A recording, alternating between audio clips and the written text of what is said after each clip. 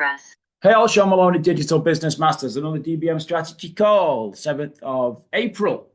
7th of April, 2025. We do these every week now. We will be doing throughout 2025 because this year is a pivotal year. It's a red letter year in all sorts of different ways. But it's great that we're moving now to an era whereby our core activities and our core assets are becoming normalized, adopted by bosses, banks, and governments. We spent a long time fighting that, it's got to be said, but I think it's logical now as people start to realize with the emergence of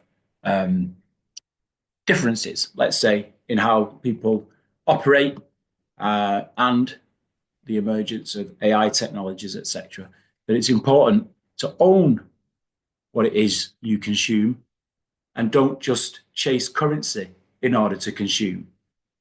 So that's really where we're positioned at DBM over this next cycle.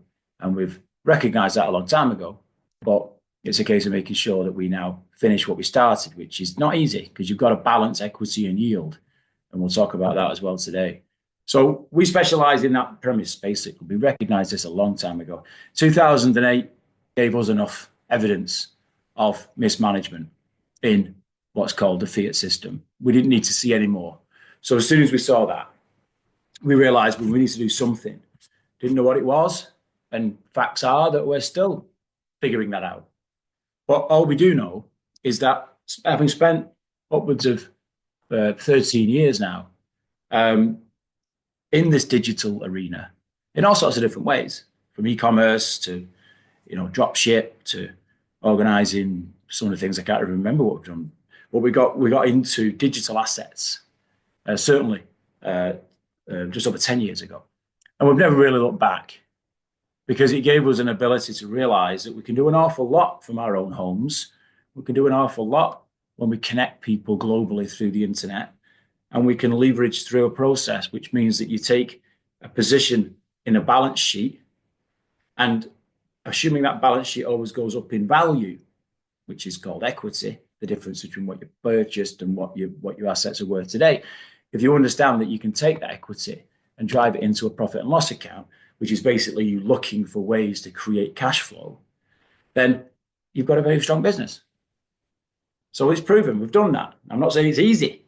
You will find things move around. But I think certainly our core community is now well used to the fact that this is a viable business system. It works well once managed well. And obviously, it's a case of sticking together to make sure we finish, as long as you're picking the right supply base, that you can finish what it is you're looking to achieve, which is a life whereby your costs are less than your, ultimately, your passive income, or active passive, as we call it. So that's the quest that Digital Business Masters started many years ago, and it's still on to this day. And it's got to be, said, it's great fun finding the way through. And it's only fun, actually, because we work together trying to get there. If you're doing this on your own, it's quite a tough thing to be doing. So by definition, the academy side of what we do, which we set up back in 2020, and we're still here. We're still successful. We still have as many people who wish to be helped, but we can't tell them what to do. We can't tell anybody what to do. We don't want to tell you what to do. What we want to be doing is finding ways together in which we can incarnate what it is to be sovereign in terms of having a balance sheet that's yielding and, driving equity that then allows you to move the equity into yield. That is really all we're trying to do. So this first part of this call that you'll see on YouTube, welcome all our YouTube followers. Please hit the bell and, make sure you do subscribe if you're listening to this on YouTube. First part of this call is all about, okay, well, what is the big picture? What is going on? The second part, which you'll find a link to below this video in the comments section, is all about what we do in reality. So it's taking all this macro and geopolitical understanding and putting that into real action that we do every day of the week. And we do that across 14 different industry sectors. Now, you don't have to do the 14 industry sectors. You can pick as many or as little as users as you want. It's your business, not ours. We're providing you a blueprint. We're basically saying to you that over the last upwards of 15 years now, we've been investigating ways that we can allocate proportions of our asset base into things that we either know will create an ongoing yield or we're passionate about. Something we want to go and help the world become a better place with. So we do something in the environment, for example, or solar technologies, or Internet of Things, real estate, sports technologies, gaming. There's a multitude of different things that you can select. And obviously, it becomes a very pleasurable experience when you don't need to worry so much about your life and your need for income. But what you can do is start to step back and take time in a typical working week, whereby you can start to select things that you'd like to influence and help become more. And that's what this thing really is about at the end of it. It's called Layer 4. So it's an entirely individual process combined in a journey of discovery together. That's really what this is turning out to be. Yeah, and it's getting more stable, right? Because things are maturing. So there's more regulation and legislation and things that, only a few years ago, it was real Wild West. I mean, you were finding suppliers and finding projects, especially in the altcoin space in the ICO days, and you really had no idea where it was going to end up. But you knew it was a good idea, and you knew something had to give, and we had to do something to eradicate 100% reliant on fiat and bosses, banks, and governments. But from that germ, we were able to move towards where we are today, which is having a long-standing. Look at the yellow bubbles on this slide, and you'll see our job has been to try and not just work with companies that are looking for individual global crowdfunding, which is basically what this is on the blockchain, but that are still here, right? So it's easy to go and jump into things, especially when you've got a lot of marketing involved with this industry. But what's really difficult is to stick with it. Okay? And you can only really stick with something that is professionally operated and run by people that are genuine and good. And there was too many bad people in the world, but fortunately, there's more good people. So we still have a quest of finding the good people, and sticking with the good people once we find them. Obviously, right? We don't just turn our backs at them because we've got an opinion or worse, an emotion. What we do is we say, right, we understand what's going on here. Let's do our best to see this through, right? Which is not easy, of course, but that's why we stick together. So we stick together in a process. We've just devised this over the past 5 years because it's just necessary. Obviously, if we're going to put time and the work that goes into formulating a presentation like this, for example, is not, it's not insignificant.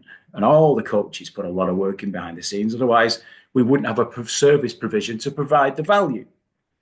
The idea of the academy is that you don't have to go and do all that deep research we do, because we do this full time. But you can download that information fast and easy because you're paying for that privilege. So that comes in a subscription system. So you select which subscription system you want. Yeah. But I can tell you now that the most successful clients we have are in the income subscription, because they're dipping in and out of one-to-one interface and downloading fast information, especially when you've had weekends like we've just had, where there's a huge amount of information come out. You don't want to dawdle. You want to be in front of that yield as quick as you can. We'll touch on one of those projects on this session today. Yeah. So already, less than 24 hours in, we're double yielding out of a particular project right now, not just through liquidity pools, but also through trading pools. Already. So if you want to move at that pace, then that's when you're interfacing with the coaches one-to-one daily. Yeah.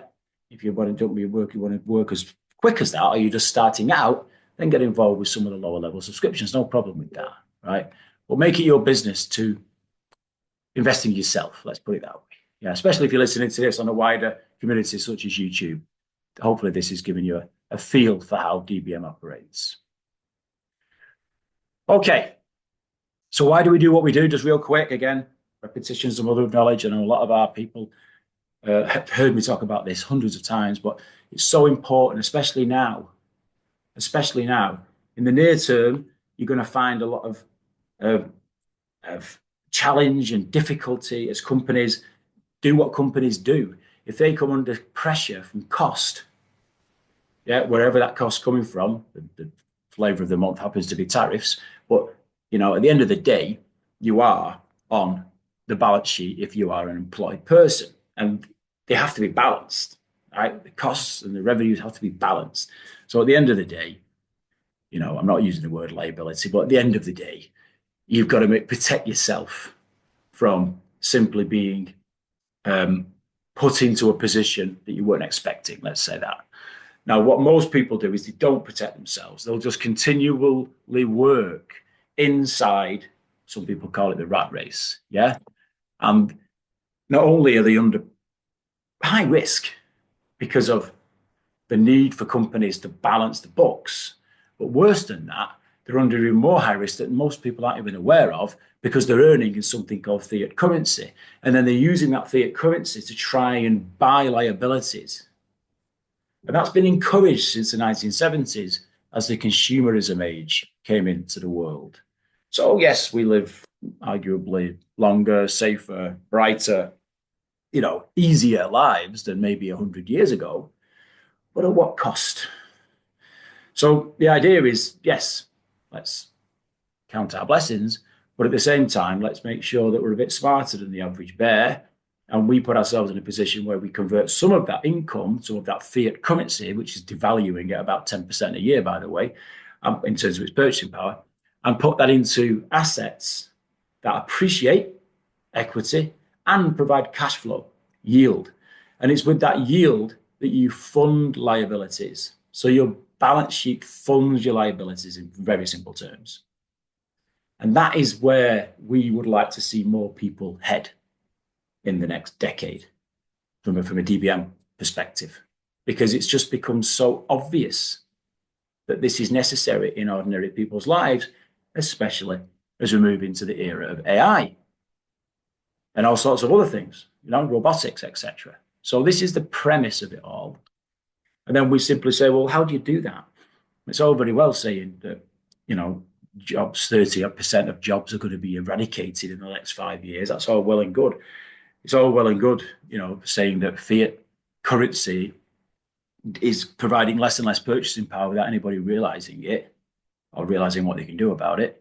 It's all well and good talking about central bank digital currencies and how people are going to be monitored and restricted in the way they operate their lives. It's all really well talking about all this stuff, sky falling and stuff. But what do we do? Well, what you do is, first of all, you own assets. Because at the very least, if they decide to inject more energy back into the dying fiat system, which is looking like they are going to do with something called CBDCs, if that's the only thing that happens, then you're going to get an increase in the price of whatever asset you've decided to own, whether it's land, property, precious metals, or Bitcoin. It's obvious. You've got to understand the proportion of price discovery that's driven because it takes more fiat, more pounds and dollars and euros to buy the same asset. If you're next in the academy, ask one of the coaches to tell you the story of the toga and the suit. And you'll soon realize. So at the very least, you can just drive equity into your life. Some of you may be doing this and understand it in the concept of your own home. Yeah, but that takes a long time and it's high risk because it's only worth what someone else is willing to pay. And you can't necessarily, not very easily at least, because certainly compared to Bitcoin, re-leverage that or collateralize that back. And most people wouldn't do that because it's frightening. It's frightening to remortgage your own home, which is perfectly understandable. But what we do is we do leverage that equity regularly and then move it into things that create yield, which is the middle bit. Yeah. And we target, believe it or not, anywhere from 8 to 10 to 12% per month. Per month. Now, don't think for 1 second that these platforms are just press, set, forget. No, you've got to manage them. You've got to manage them. They will move around because they're working in the same world of trying to find these solutions on which, yield can be perpetuated. as I said at the top of the call, that's becoming easier because the wider world is recognizing that this technology exists. Now, the bosses, banks, and governments are not going to tell you this because it doesn't suit the hegemony. But as individuals who can communicate now for the price of a broadband, we can talk to each other and say, oh, no, actually, no, this does exist. We have been yielding 6, 8, 10, 12% for years. Can we rely on one platform for that to be the solution to what we want? Absolutely not. You have to keep looking for the next iteration of what that looks like. And you certainly have to have the patience to allow what you originally got involved with to mature into what it can become as they go through their changes. That's the whole point. Now, do people like that? No, of course they don't, because they just want to set and forget. That's why most people play the lottery. That's why most people wait for a paycheck every month. They don't want the responsibility, even though they want the sovereignty. So we can support each other who do want to be supported. That's all we really can do. Now, it gets even more interesting when you start talking about altcoin markets. Yeah, alternative coins to Bitcoin, alternative assets. Because in this particular sector, we can drive equity and yield. And it's just come even more pronounced over this weekend that we've just had. Because one particular project, which happens to be the second most valuable digital asset on the planet, by the way, has now just added a double yield.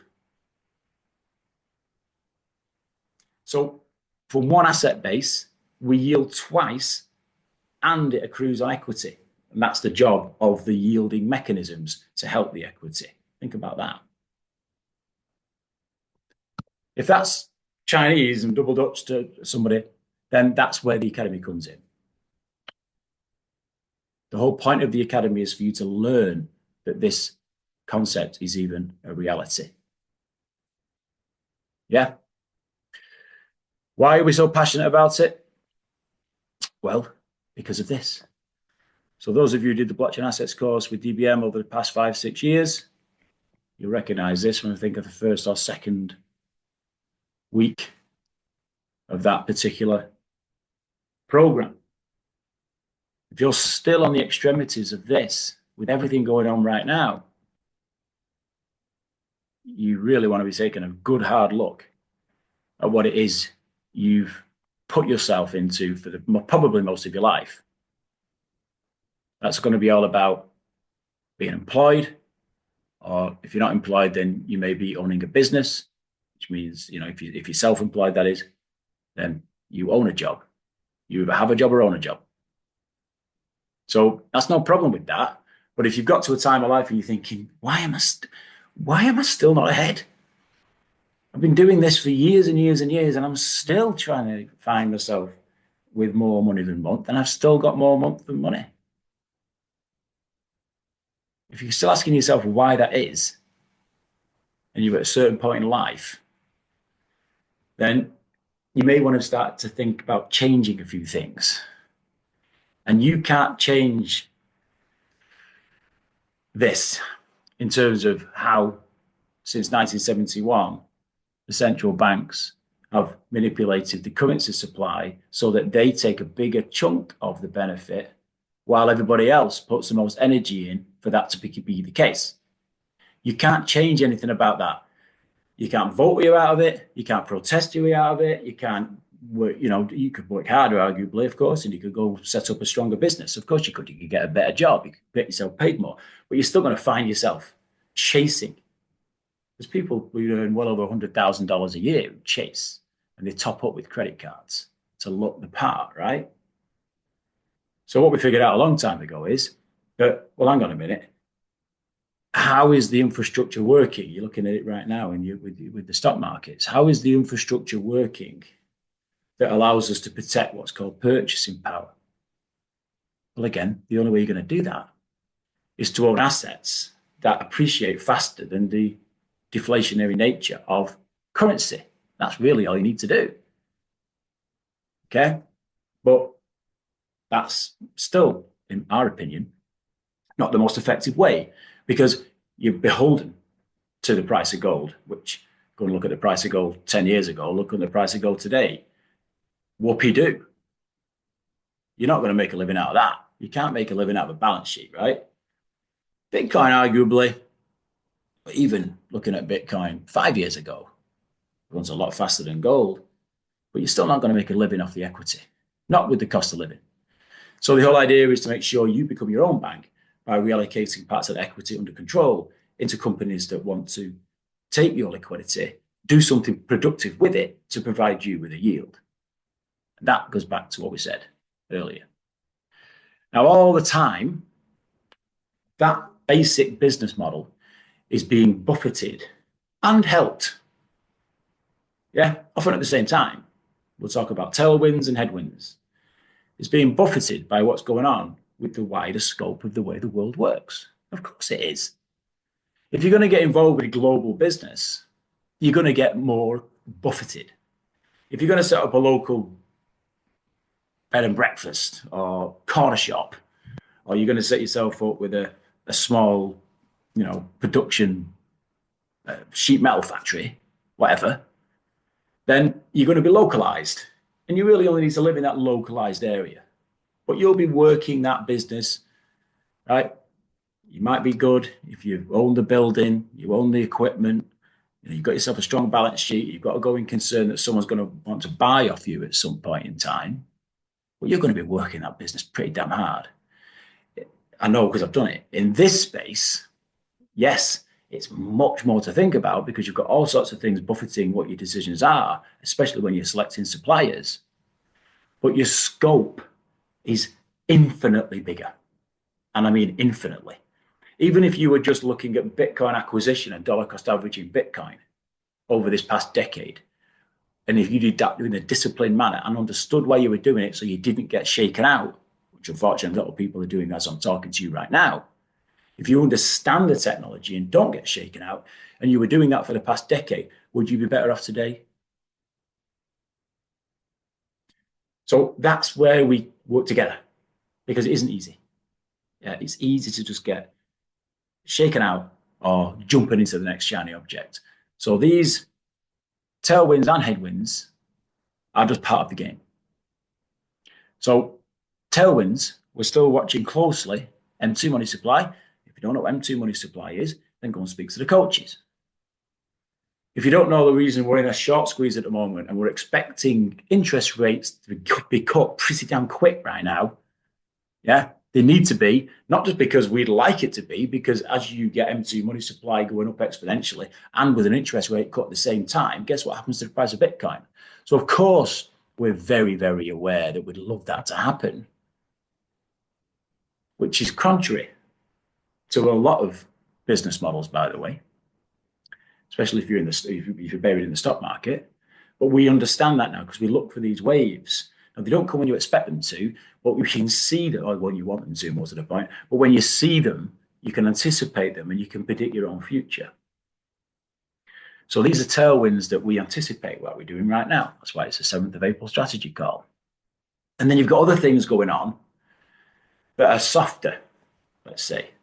Things like, the Trump family, yeah, which whether we like it or not, are now making big strides into their own legacies.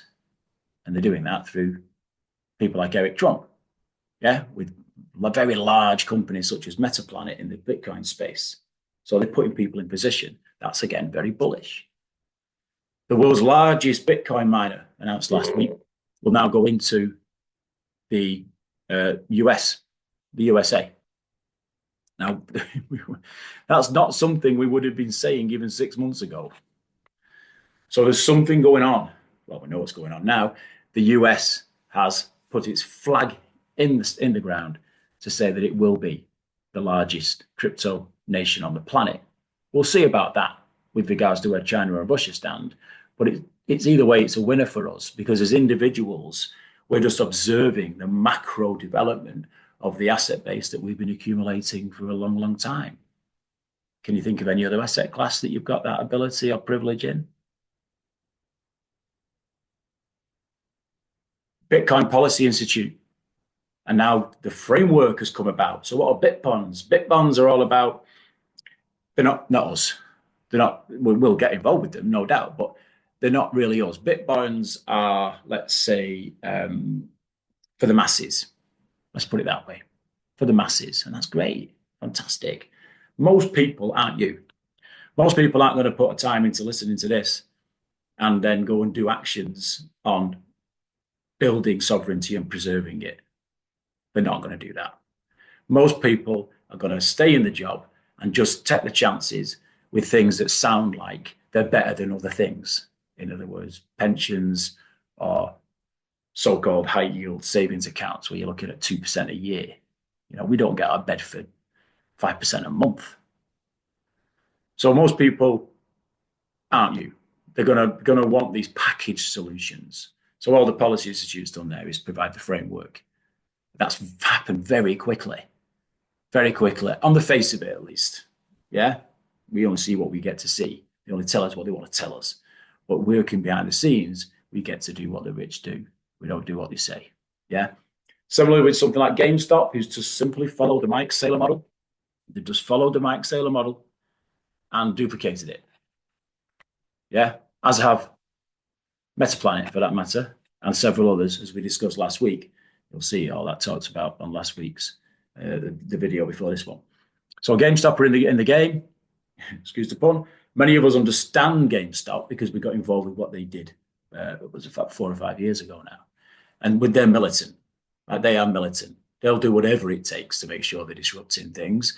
And they're going to use Bitcoin as part of that leverage. Again, that's good for us. Good for us.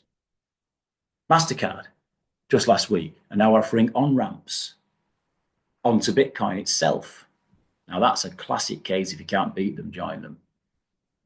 We've had more trouble out of MasterCard and Visa and all sorts of companies over the years, making it so difficult for us to on and off ramp from the digital space.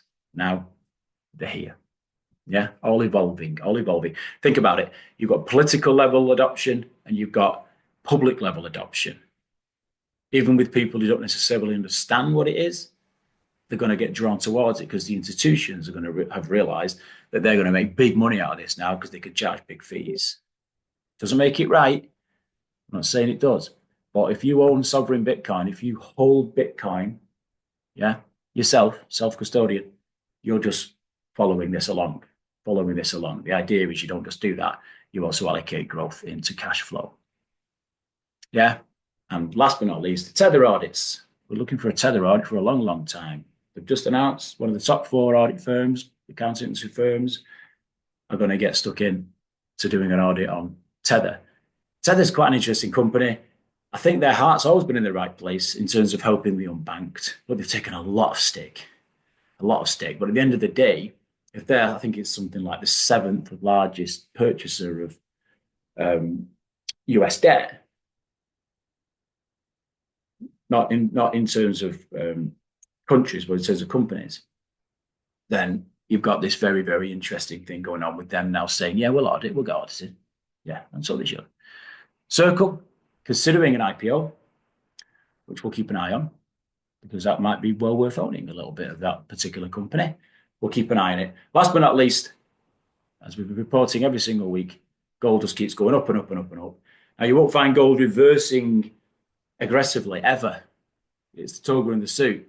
So by gold going into these 3,000, 3,100 plus today, you'll find that just backstops your purchasing power. So if you've been cute enough to own physical gold over the past few years, and you want to think about, especially some of you guys who are getting prepared and looking at very significant yields into your lives because of what you've built over the past few years, you want to start thinking about a trusted physical gold provider. And insurance, getting insurance on that, where you're going to secure it, where you're going to save it. Because I think gold has always been the same. It's not going to light the world up. It's not going to make you a millionaire. I don't know any gold millionaires, right? I know people who are millionaires who buy gold, but they're not millionaires because they buy gold. But they do have it as an insurance policy against what it is they're trying to achieve, which is long-term preservation of purchasing power. Intergenerational with gold, whereas Bitcoin is much faster. So have both. Why not? So the usual formula persists. M2 money supply up. As you can see with this chart at the top right. Yeah, we can see what's coming. We're just trying to adjust the timing of it. That's not easy to do. Yeah, we get little bursts of energy and then we get knocked back a little bit, bursts of energy. That's what M2 is all about. Bitcoin, sovereign Bitcoin reserves, yeah, which is now becoming a mainstay in a lot of countries. Over the counter, big reductions in what's available over the counter for these huge purchases that go on. MicroSaylor every couple of weeks, for MicroStrategy, now called Strategy, they buy up millions and millions of dollars of Bitcoin every couple of weeks. Probably is doing it today as well with this price. The exchange reserves are reducing very quickly by definition. Yeah. Global demand, except still the EU. Yeah. Let's talk of the UK standing alone in that geographic area. When it comes to a political area, of course, the UK is still very much aligned to the EU. But the whole idea is that global demand is coming for Bitcoin, which all leads to the same place, which is price discovery. So you don't need to look at the near term, yeah, that we're experiencing this week. That's because of general economics and things going on around the world that are just part of the game. But on a stand back level, you'll see that this all leads to one place where you'll get Bitcoin going up way past six figures. And we build on that. Don't rely on it. We build on it. So your dollar cost average, you keep owning your balance sheet. And when you get the opportunity, you leverage into things that create you the yield. Right? That's the hard bit. But together we figure it out. Real quick, geopolitics. Okay, not a huge amount to report on what I've already been talking about for the past 6-7 weeks. But we're still keeping our eye on the hash race. Got Trump and Netanyahu again meeting this week. So we'll keep an eye on the hash race and the arms race stuff going on. It's, there's a lot of brinkmanship going on there. You can't trust any of them. But at the end of the day, it's about seeing that there seems to be more of an onus on trade and negotiation and interaction. Yeah. I've heard a lot of people talk about, the globalists being pushed back. A lot of people talking about the reasons why Trump's around and all the rest of it. Don't believe everything you read, but at the end of the day, there's no question that oil still rules the world, and they need to find that balance. And there's, the political side of it, we keep an eye on. But the hash race wars, yeah, if you want to call it that, are better than the arms race wars, simply because it's not aggressive. It's a case of being smart with how these countries are able to operate as they position their place in the world. The idea is that people of those countries are supposed to benefit, but we can't rely on bosses and banks and governments for that. So we take control through education and organizing ourselves to own the assets that the hash rate wars are built on. And that's what we'll be doing for most of the last decade. The brinkmanship of what's going on with things like what happened in France last week with the ban on politics and all this stuff. Trump went through it. Now they're going through it. It's not left and right, in my opinion, anymore. I think it's a globalist standoff, right? Whichever party side you decide to fall on, I don't think it's left and right anymore. I think it's just a case of certain individuals in each continent are tired of certain ways just as much as the other side is. So wherever it shakes out, it is what it is. We're still living through the same. The point about it is, where can you build yourself up to take advantage so that you can become more free in your life's choices? Position, leverage, choice. Yeah. A big part of that over the next few years is definitely now going to be what's going on in the EU with CBDCs. I'm very surprised, actually, that the Americans particularly, and looking at what the BRICS are doing, that they're moving away from CBDCs, seemingly, whereas the EU seems to be aggressively going towards them. Go figure. But I suppose we'll figure it out as time passes. Does it really matter to us? Not really. Especially if you're owning self-custody Bitcoin and precious metal. Yeah, you're not going to be too affected in life choices, in my opinion. But if the BRICS, well, it's not an if, there's no question the US plus BRICS are going to be in a much stronger position for capital flow than the EU, trying to build on the euro, which itself is built on the dollar, the US dollar. So where they're coming from with that, I'll reserve judgment. But at the end of the day, it's about us making sure that we follow the money. Yeah, follow the money. The near-term effects of the tariff stuff going on, it is what it is.